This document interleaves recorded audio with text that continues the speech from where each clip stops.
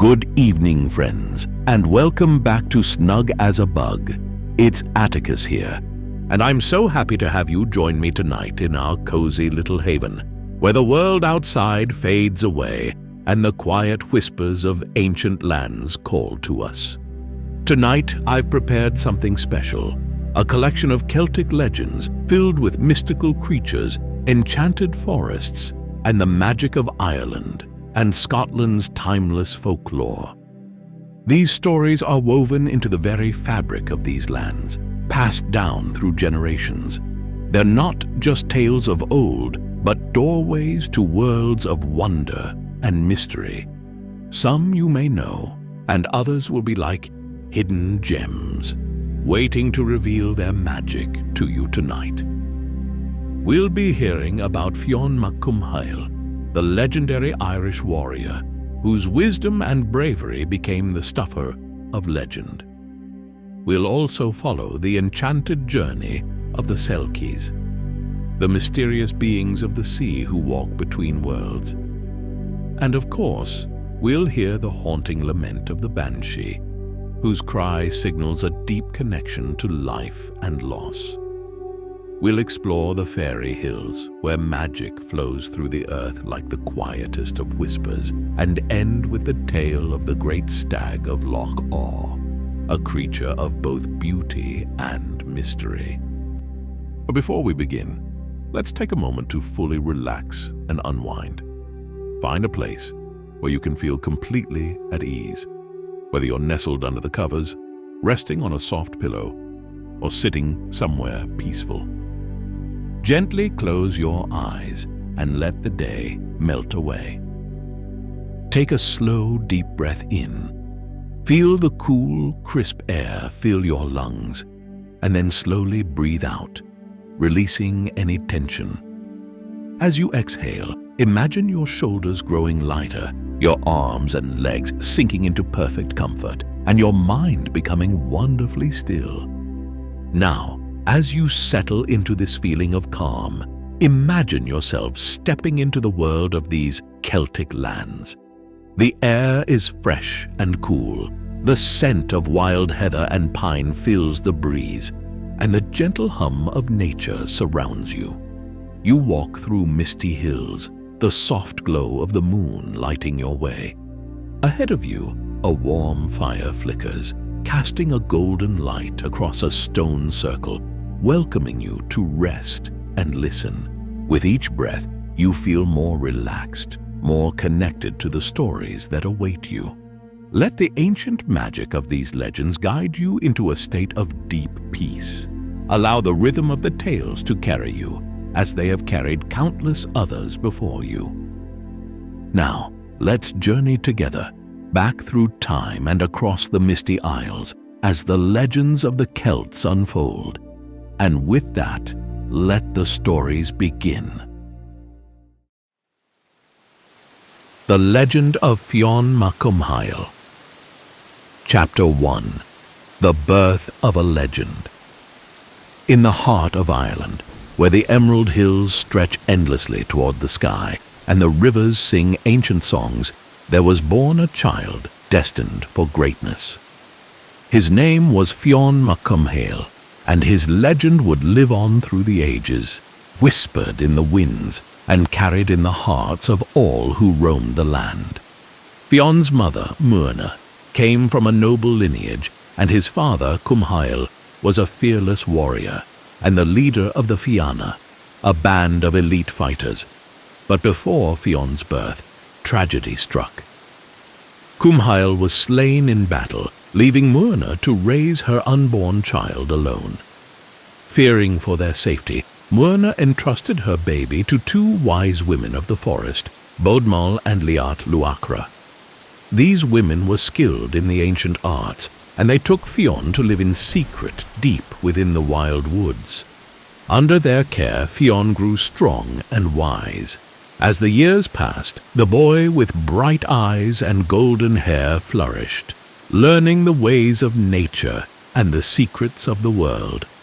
The trees became his companions, the rivers his guides. The whispers of the forest taught him not only how to survive, but also how to live with honor and courage. Chapter 2. The Salmon of Knowledge. Fionn's thirst for knowledge was insatiable, and the wise women saw this spark in him. They knew he was destined for greatness, so they sent him to a poet and sage named Finnegas, who lived by the river Boyne. Finnegas had spent years seeking the salmon of knowledge, a magical fish that held all the wisdom of the world. Legend said that whoever caught and ate this salmon would possess infinite knowledge. For 7 long years, Finnegas had tried to catch the elusive fish, and finally, on a still summer's day, he succeeded. With great reverence, he handed the fish to Fionn and instructed him to cook it, but with one strict command. Fionn must not eat even a morsel of the salmon. Fionn obeyed, tending the fire and watching the fish closely. But as the fish cooked, a drop of hot oil from the salmon splashed onto Fionn's thumb. Instinctively, he put his thumb in his mouth to soothe the burn. In that single moment, the wisdom of the salmon of knowledge flowed into him. When Finnegas returned, he saw the change in Fionn's eyes. "Have you eaten the fish, boy?" he asked, though he already knew the answer. Fionn explained what had happened, and Finnegas, realizing the prophecy had been fulfilled, accepted it with grace. "It was meant for you," he said softly. "You are the one who will lead Ireland." Chapter 3. The Rise of the Fianna. With the wisdom of the salmon coursing through him, Fionn knew it was time to reclaim his birthright. He set out to join the Fianna, the very warriors his father had once led. But to join this noble band was no easy task. The Fianna were not only warriors, they were protectors of the land, and each member had to prove their worth through great trials. Fionn's trials began with a journey to Tara, the seat of the High King of Ireland. Each year the Fianna gathered there, but for many years they had been plagued by a dark sorcerer named Eilen. Eilen would play his magical harp, lulling everyone to sleep, and then he would burn the great halls of Tara to the ground. Determined to stop this terror, Fionn approached the king and volunteered to defeat Eilen. Armed with the wisdom of the salmon and a spear that could ward off sleep, Fionn stood watch as the dark sorcerer approached. As the haunting music of Eilen's harp filled the air, the warriors began to fall into a deep slumber. But Fionn, clutching his spear tightly, stayed awake. When Eilen came close, Fionn struck swiftly, driving the sorcerer away and saving Tara from destruction. The High King, impressed by Fionn's bravery, granted him leadership of the Fianna, a position his father had once held. Chapter 4. The Pursuit of Love. As Fionn led the Fianna across Ireland, his reputation as a great leader grew, but his heart longed for love. One day, while hunting in the deep woods, he came upon a beautiful woman, radiant as the dawn. Her name was Sadba, and she was under a terrible curse, transformed into a deer by a dark enchantment.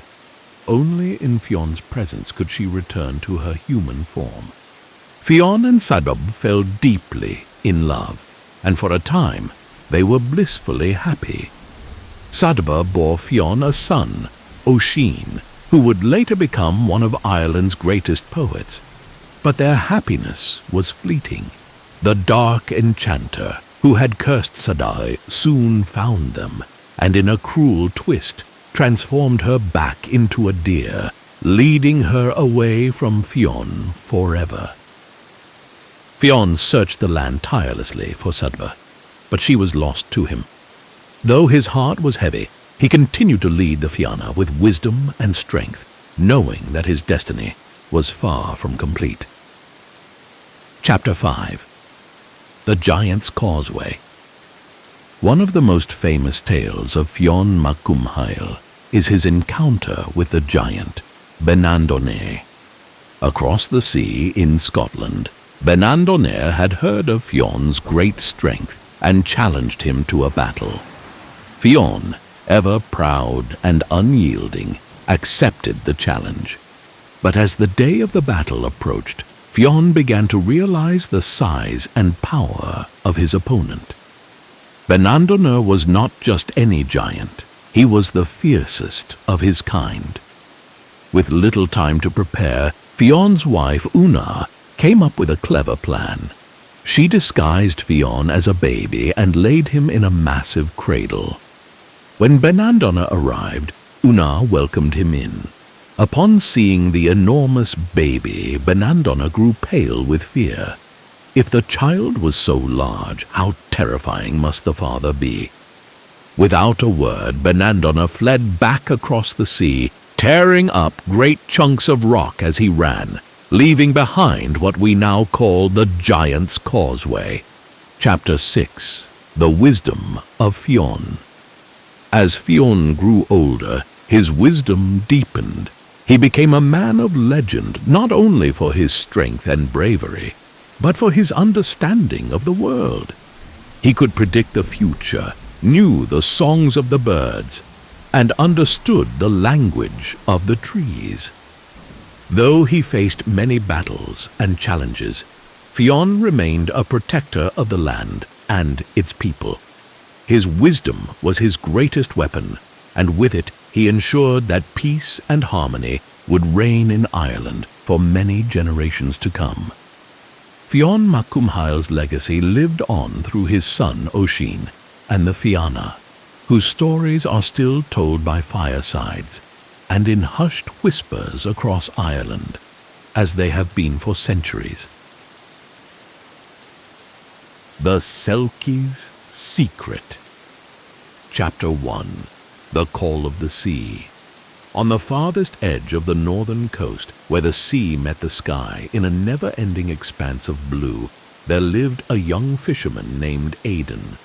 The cliffs where he lived were wild and untamed, and the waves below them crashed against the rocks like the beating heart of the ocean itself. Aidan was strong and kind, but his heart carried a quiet sadness, for he had always felt a yearning for something just out of reach, something beyond the sea. Every day, Aidan would take his small boat out onto the water, casting his nets and pulling in his catch. Yet, no matter how much the sea provided, it never filled the emptiness inside him. He longed for a connection, something deeper than the life of a simple fisherman. One evening, as the sun began to set and the sky turned a deep crimson, Aidan saw something strange upon the shore.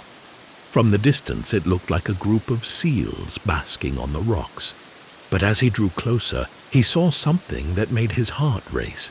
One of the seals was no seal at all, but a woman with long dark hair that shimmered in the fading light. Aidan had heard tales of such creatures, the Selkies, beings who could shed their sealskins and walk upon the land as humans.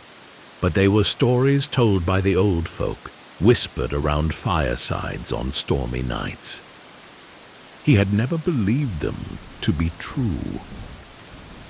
And yet, there she was. Chapter 2. The Selkies' Skin. In awe of what he saw, Aidan quietly rowed his boat closer to the shore, watching as the woman moved with grace and beauty, her laughter mingling with the sound of the waves. Nearby, she had left her sealskin draped upon a rock, glistening like wet velvet under the last rays of the sun. Aidan knew the stories. If a human took a Selkie's skin, the Selkie would be bound to live on land, unable to return to the sea until their skin was returned. Though his heart told him it was wrong, the longing in him grew too strong to resist.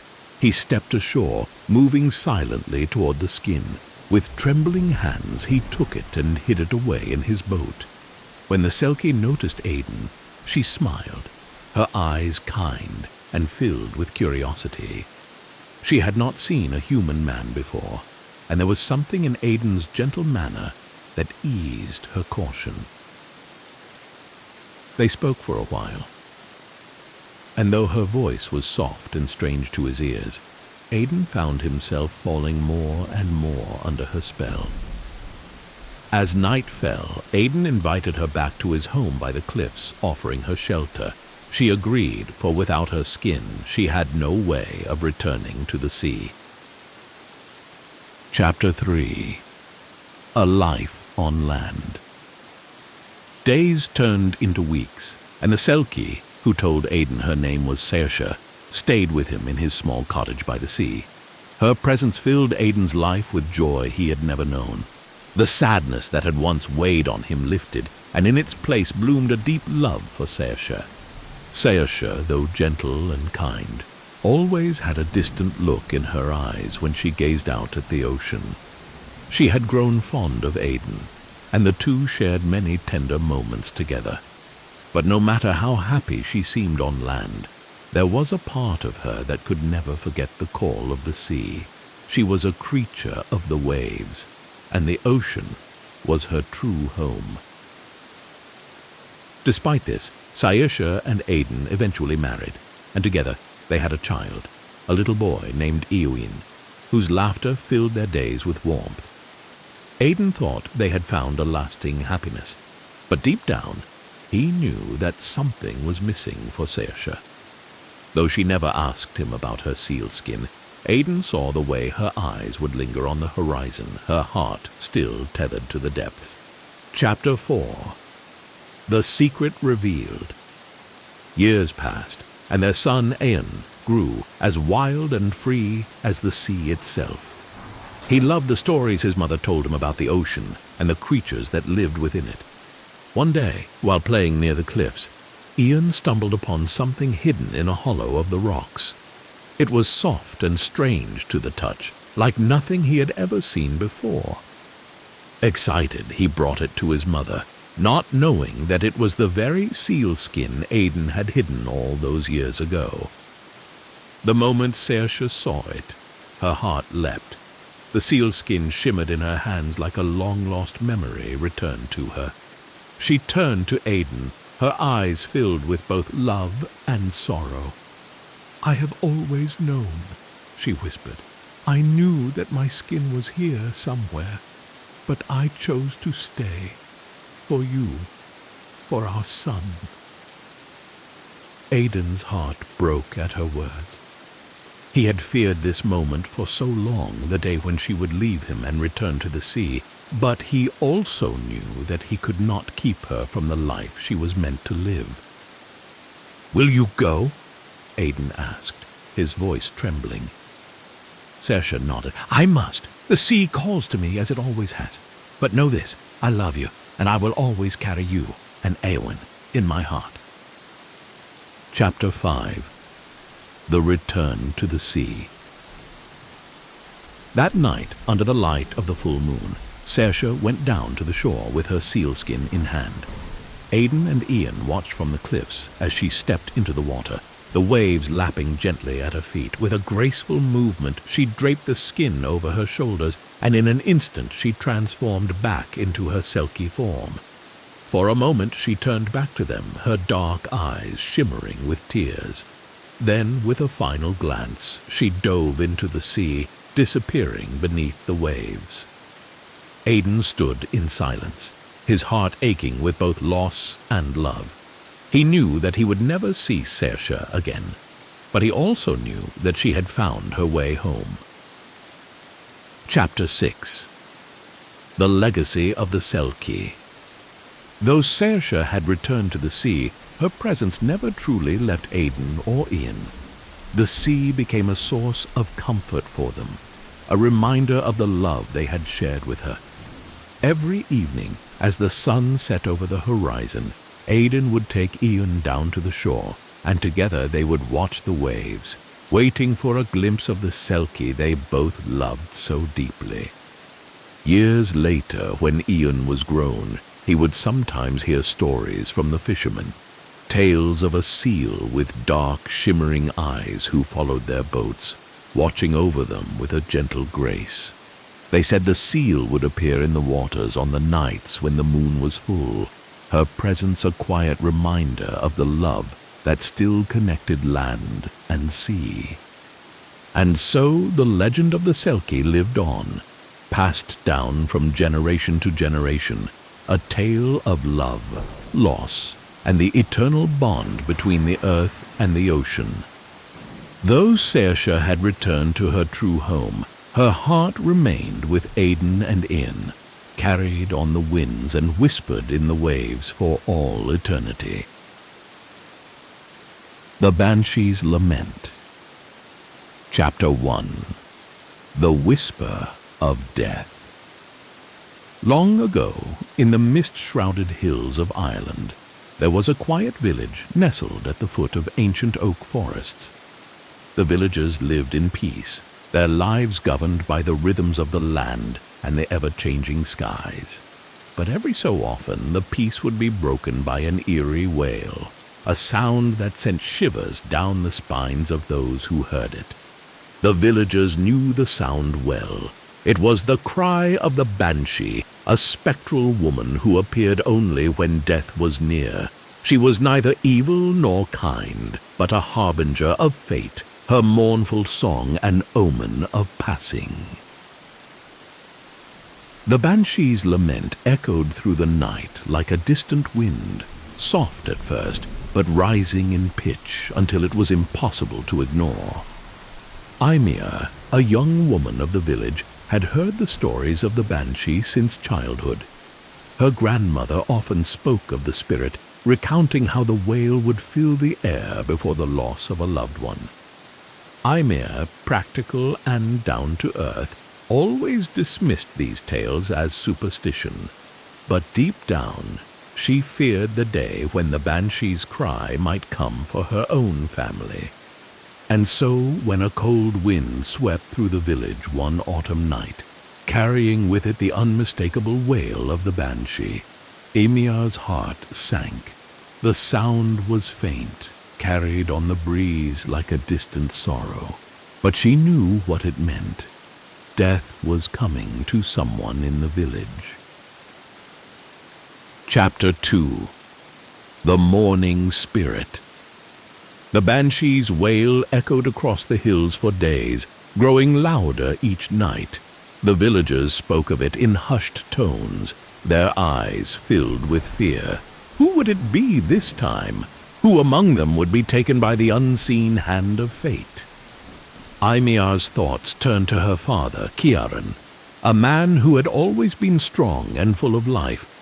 But lately she had noticed his health beginning to wane. His once sturdy frame seemed to have shrunk, his steps slower, his breath more labored. Her mother, too, seemed distant, her eyes clouded with worry, though she said nothing of it. One evening, as the family sat by the fire, the wail came again, this time closer than ever.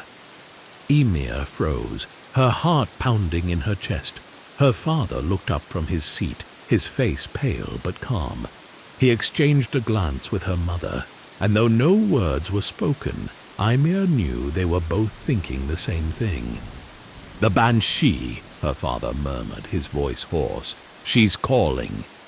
Immersion wanted to dismiss it, to say that it was nothing but the wind, but deep down she knew better. The Banshee's cry had come for them. Chapter 3. A Meeting with Fate. Determined to face the spirit head-on, Immersion made up her mind to find the Banshee. If death was coming for her father, she wanted to understand why. She wanted to hear the lament with her own ears, to know what sorrow lay behind it. Gathering her courage, she set out into the night, the cold air biting at her skin. The moon hung low in the sky, casting a pale glow over the fields. As Immersion walked through the woods, the wail began again, mournful and slow, pulling her deeper into the forest. The trees loomed tall and silent around her, their branches swaying as if whispering secrets to the night. At last, She reached the edge of a clearing, and there, by the light of the moon, she saw her, the Banshee. Draped in a tattered cloak, her long white hair flowed around her like mist. Her face, pale and ghostly, was streaked with tears, and her eyes, so dark and full of grief, looked not at Ymir, but towards something far beyond. Ymir stood frozen, her breath caught in her throat. The Banshee's wailing was like nothing she had ever heard. It was filled with centuries of sorrow, the weight of countless losses borne upon a single voice. Ymir summoned her courage and stepped forward. "Why do you cry?" she asked, her voice trembling. The Banshee's wail softened, and for a moment she turned her gaze toward Ymir. Her eyes, though full of sadness, held no malice. "I weep for those who are lost," the Banshee whispered, her voice like the rustling of leaves, "and for those who will be lost." Chapter 4. The Bargain. Ymir's heart ached as she listened to the Banshee's lament. She had always thought of the spirit as something to be feared, but now, standing before her, she saw only a woman weighed down by grief. Grief for those whose lives had ended too soon. "My father," Ymir said softly. "Is it him you cry for?" The Banshee's expression did not change, but she nodded slowly. "His time is near, though he has lived well. The call of the beyond cannot be ignored." Ymir felt a lump rise in her throat. But is there no way to stop it? Can't you give him more time? The Banshee's eyes flickered with something like pity. "I do not take life, child. I only mourn it. Death is not mine to control." Desperate, Ymir took a step closer. "Then take my time. Let him live, and I will give you whatever time I have left." The Banshee's gaze sharpened, and for the first time her voice carried a note of something other than sorrow. "You would make such a sacrifice for him?" Ymir nodded, tears spilling down her cheeks. "He is my father. I would give anything." For a long moment, the Banshee was silent, her dark eyes searching Ymir's face. At last she sighed, her wail becoming a low hum, barely audible. "Very well," the Banshee said. "I will take your time instead. But be warned, child, once the bargain is made, it cannot be undone." Ymir nodded, resolute. "I understand." Chapter 5. The Silent Dawn. The Banshee raised her hand, and for a brief moment a chill swept through the clearing. Ymir felt a strange weight lift from her body, as if a part of her soul had been taken. The Banshee's wail, once so mournful, faded into the night, and the forest fell silent. "You will have more time with your father," the Banshee said softly, her eyes dark and hollow. "But the years that were his will now be yours to bear." With that, the Banshee turned and vanished into the mist, leaving Ymir standing alone beneath the moonlit sky. The forest was quiet, but Ymir felt an emptiness within her that had not been there before, a knowing that her own time was now shorter than it had been. When Ymir returned home, her father was still sitting by the fire, his face serene. He looked at her, and in that moment she knew that he would live. But the price had been paid, and Ymir would carry the weight of that choice for the rest of her days. Chapter 6. The Legacy of the Banshee. In the years that followed, Ymir's father grew old, but he lived well beyond the time the villagers had expected. He spent his days surrounded by family and friends, unaware of the sacrifice his daughter had made. Ymir, though content in knowing her father's life had been spared, felt the weight of her bargain in every passing season. She never heard the banshees wail again, but she knew that one day, when her own time came, the spirit would return, not as a threat, but as a final comfort. The villagers spoke of the banshee for generations, passing down stories of her mournful cry.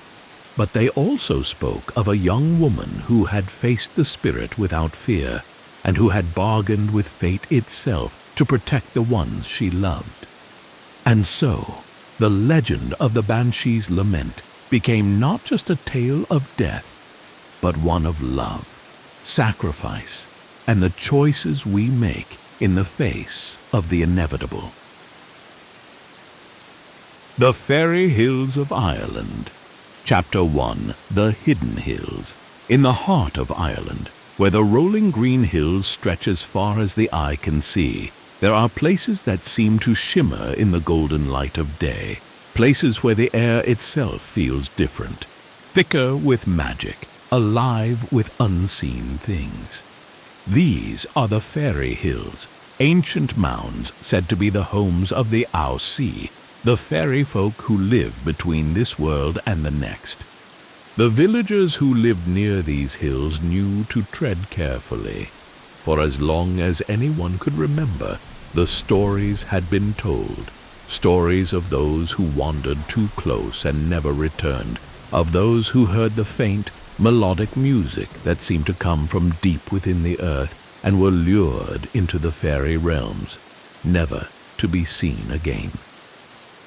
Eamon was a young man of the village, and like the others, he had heard the tales of the fairy hills all his life. But where others felt fear, Eamon felt only curiosity. He had always been drawn to the hills, their strange beauty, and the mysteries they held. Many nights he would climb to the top of the nearest mound and sit in the grass, staring out over the landscape, wondering what lay beneath. One summer evening, as the sun dipped low on the horizon and the sky blazed with hues of orange and pink, Eamon set out again for the hills. His mother warned him, as she always did, to be careful. "The fairies don't take kindly to those who wander too close," she reminded him, but Eamon only smiled, kissed her on the cheek, and promised he would be back before the stars filled the sky. He could not have known then that this night would change his life forever.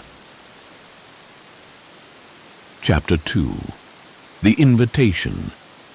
As Eamon reached the top of the hill, the air seemed to shift. A soft breeze blew, carrying with it a faint, lilting melody. The music was beautiful, so beautiful that Eamon felt his heart quicken. He had never heard anything like it, not in all his days. It was as if the wind itself was singing, calling him closer. He stood still for a moment, listening. The music was coming from beneath his feet, from deep within the hill. Eamon's curiosity flared. Without thinking, he began to walk around the hill, searching for the source of the sound. As he neared a small, hidden hollow on the far side of the mound, he saw something that made him stop in his tracks. A soft, glowing light was seeping out of the earth, as if the ground itself had been lit from within. Eamon knelt down, his breath caught in his chest, and reached out to touch the glowing earth. As his fingers brushed the soft grass, the ground beneath him shifted, and a small door, no larger than a rabbit's burrow, appeared. Eamon stared at the door, his heart pounding in his ears. He knew the stories, knew what this was, the door to the fairy realm. The music grew louder, more insistent, and before Eamon could stop himself, he was crawling through the door, leaving the world of men behind. Chapter 3. The Fairy Court. Eamon's eyes widened as he emerged on the other side. Gone were the green hills of Ireland. He now stood in a world unlike anything he had ever imagined. The sky above was a deep, endless blue, glittering with stars even though it should have been day. The trees that surrounded him shimmered with silver leaves, their trunks glowing faintly in the soft light. But it was the fairies themselves that took Eamon's breath away. They were beautiful, more beautiful than anything he had ever seen. They moved with a grace that seemed almost otherworldly, their gossamer wings catching the light as they danced and sang in a circle around a great oak tree at the center of the glade. At the head of the circle sat the fairy queen. Her hair was as dark as midnight, her eyes shining with the light of the stars. She wore a crown of silver flowers, and her smile, though kind, held a hint of something dangerous. "Welcome, Eamon," she said, in a voice like the chiming of bells. "We have been expecting you." Eamon's heart raced. How did she know his name? How had they been expecting him, he wanted to ask, but his voice caught in his throat. The queen gestured for him to come closer, and Eamon, mesmerized, obeyed. As he approached, the other fairies parted, making way for him in their circle. "We have watched you for some time," the queen said, her eyes never leaving his. "You are different from the others.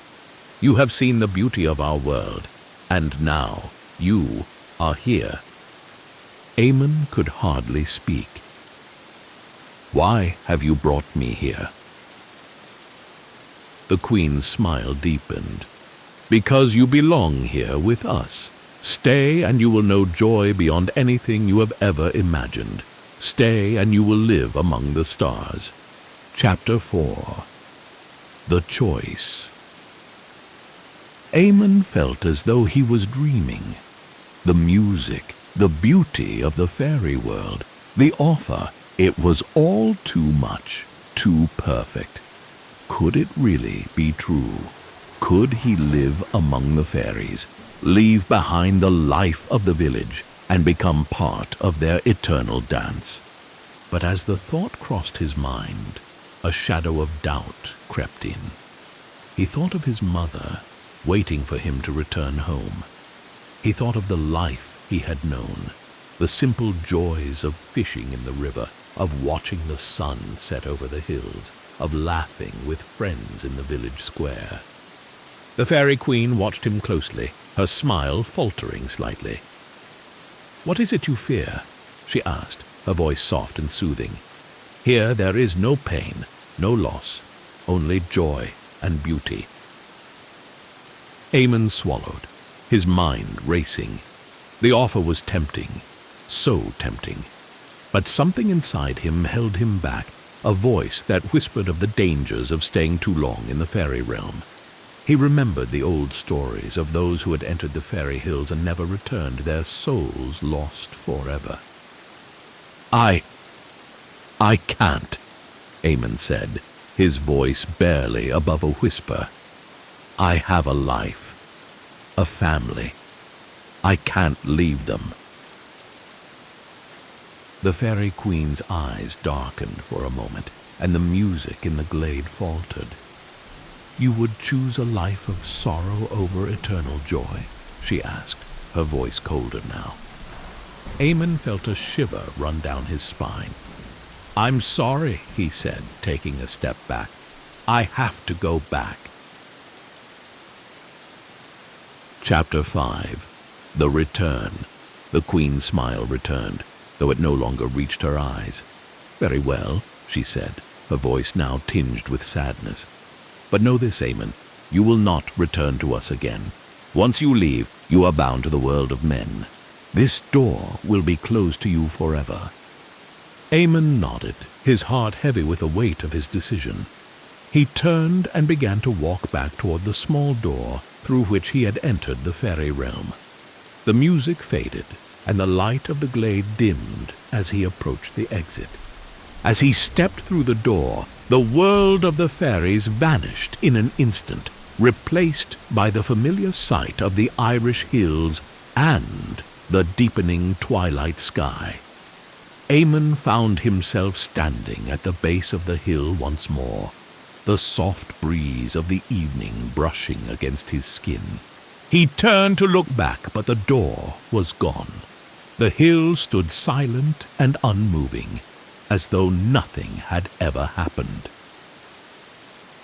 Chapter 6. The Forgotten Time.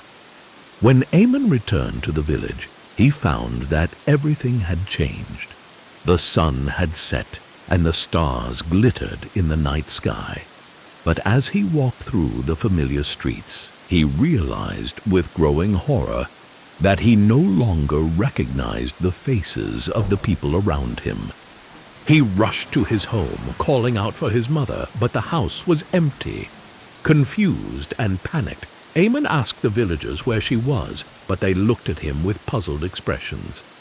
"She's been gone for many years, lad," an old man told him gently. "She passed away long ago. No one has lived in that house for decades." Eamon's heart sank. He had only been in the fairy realm for what seemed like a few hours, but in the world of men, years had passed.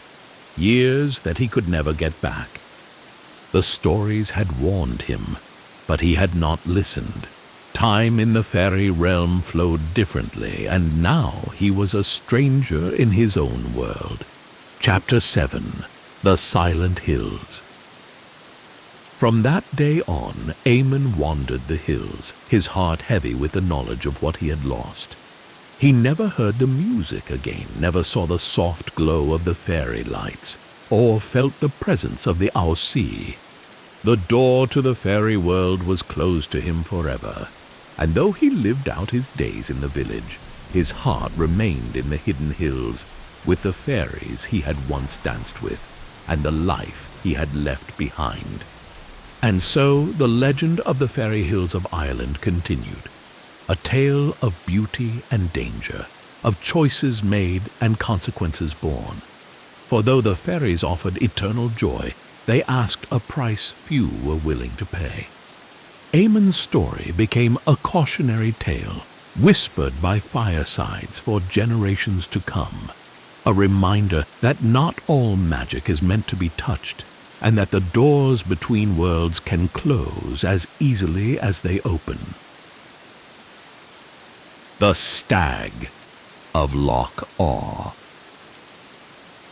Chapter 1. The Hunter's Quest. In the Highlands of Scotland, where mist clung to the mountains and the lochs shimmered like silver beneath the pale light of the moon, there was a legend told by every village elder, the legend of the great Stag of Loch Awe. It was said that this stag was no ordinary creature, towering and majestic, with antlers as wide as a tree's branches. The stag was thought to be a guardian of the land, blessed by the ancient spirits of the wild. Those who saw the stag believed that great fortune would come their way, but none who tried to hunt it had ever succeeded. In the village of Kilchurn, nestled near the shores of Loch Awe, lived a young hunter named Fergus. Though skilled in his craft, Fergus was restless. He had spent his life providing for his family and his people, but he longed for more, for adventure, for glory, for a legacy that would be spoken of long after he was gone. And so, when rumors spread that the great stag had been seen near the loch once more, Fergus made a decision that would change the course of his life. He would hunt the stag, and in doing so, he would make his name known across the Highlands.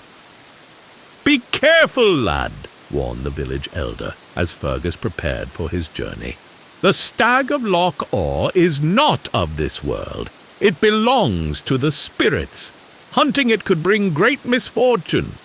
But Fergus, driven by ambition, paid little heed to the elder's words. "I will bring the stag home, and its head will hang in the great hall of Kilchurn," he declared, his eyes alight with determination. With his bow and arrows slung over his shoulder and his faithful hound by his side, Fergus set off into the wilderness, the mist curling around him as he vanished into the hills. Chapter 2. The Enchanted Forest. For days, Fergus searched the forests around Loch Awe, following faint signs of the stag's presence, hoofprints in the soft earth, the faint rustle of branches, and glimpses of white fur through the thick fog.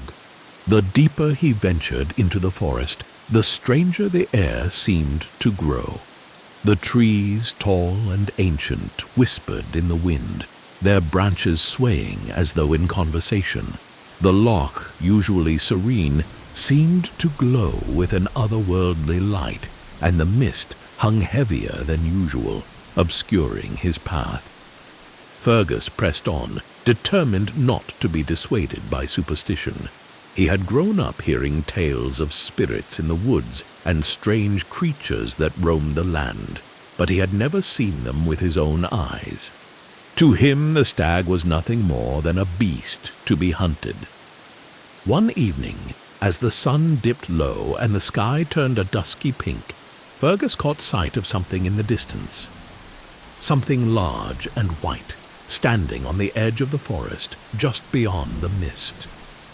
His heart leapt. It was the stag.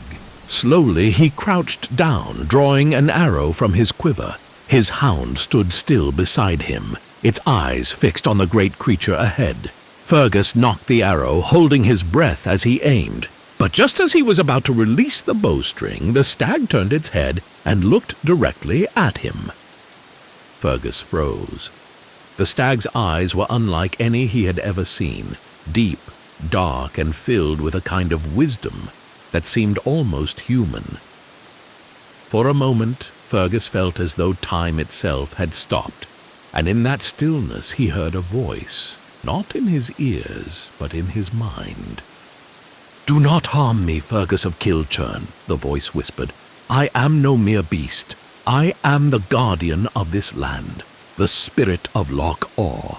To kill me is to bring ruin upon yourself and your people." Fergus's hands trembled, the arrow slipping slightly from his grasp. Was this a trick? Could the stag truly speak? His heart raced with fear and doubt, but the desire for glory still burned within him. Before he could make his decision, the stag turned and bolted into the forest, disappearing into the mist once more. Fergus let out a frustrated breath. He had missed his chance, but he would not give up. He would hunt the stag until he had it in his sights again. Chapter 3. The Stag's Warning. The next morning, Fergus awoke early, determined to continue his hunt. As he walked through the forest, the strange feeling from the day before lingered. The air felt thick, heavy with something unseen, and the trees seemed to watch his every move. As he made his way through the underbrush, Fergus stumbled upon an old stone circle, half buried in moss and ivy. It was ancient, far older than the village, a place of power long forgotten by most. In the center of the circle stood the stag. It was watching him again, its great antlers gleaming in the early morning light. Fergus's heart pounded in his chest, but this time he did not draw his bow. He could feel the weight of the stag's presence, as if the very land itself were warning him to stop. "You must leave this place, Fergus," the stag's voice echoed in his mind once more. "This is not a hunt you can win. Return to your village and you will live in peace. If you continue, you will lose more than you can imagine." Fergus stood frozen, his thoughts swirling. He had always been a man of reason, a man who believed in what he could see and touch. But here, in this strange, enchanted forest, he could feel the truth of the stag's words deep in his bones. But he was also a man of pride, and pride would not allow him to walk away empty-handed. With a steely resolve, Fergus raised his bow again, determined to bring down the legendary stag, no matter the cost. The stag did not run this time. It stood perfectly still, its dark eyes watching him, waiting. Chapter 4. The Hunt's End. Fergus drew back the bowstring, his hand steady despite the whirlwind of doubt in his mind. Just as he released the arrow, a sudden gust of wind swept through the stone circle, knocking him off balance. The arrow flew wide, missing the stag entirely and disappearing into the forest. The stag let out a deep, sorrowful sound, like the mournful call of the wind through the trees. For a moment, Fergus thought the creature might attack him, but instead, the stag turned and walked away, disappearing into the mist. Frustration boiled within Fergus. He had come so close, only to fail again. He chased after the stag, his footsteps echoing through the forest, but no matter how fast he ran, the stag was always just out of reach. The deeper he ventured into the woods, the more disoriented he became. The trees grew taller and denser, and the mist thickened until he could barely see his own hands in front of him. Hours passed, and still Fergus could not find the stag. Exhaustion began to set in, but his stubbornness kept him going. He would not return to Kilchurn empty-handed. As night fell, the mist around him began to glow with an eerie light, and the forest grew deathly silent. Suddenly, Fergus found himself standing at the edge of Loch Awe, the dark waters lapping gently at the shore. In the distance, he could see the silhouette of the stag, standing on a small island in the center of the loch, its antlers gleaming in the moonlight. Desperate and determined, Fergus waded into the water, ignoring the chill that seeped through his boots. He would reach the island. He would take the stag. But as he reached the middle of the loch, the waters around him began to churn. The once calm surface turned violent, waves crashing against him with unnatural force. Before he could react, the water pulled him under, dragging him into the depths. Fergus struggled, but the more he fought, the deeper he sank. The last thing he saw before darkness consumed him was the stag, watching from the island, its eyes filled with sorrow. Chapter 5. The Spirit of Loch Awe. Days passed, and Fergus did not return to the village. His hound wandered back alone, howling mournfully at the edge of the loch. The villagers searched the forest and the shores of Loch Awe, but they found no trace of him. The elder who had warned Fergus not to go stood by the loch's edge, staring out over the dark waters. "He has paid the price," the elder said softly, shaking his head. "The spirits of Loch Awe do not take kindly to those who seek to challenge them." And so, the legend of Fergus, the hunter who tried to take down the great stag of Loch Awe, was added to the many tales told around the hearths of Kilchurn. The villagers would speak of him in hushed tones, a cautionary tale of pride and folly. As for the stag, it was seen again from time to time, its majestic form appearing on misty mornings by the loch's edge. But now, when the villagers saw the stag, they did not see it as a prize to be hunted. Instead, they bowed their heads in reverence, knowing that the stag was the guardian of the land, and that some things were not meant to be claimed. And beneath the still waters of Loch Awe, it was said that Fergus's spirit wandered, a reminder to all who dared to challenge the mysteries of the ancient highlands.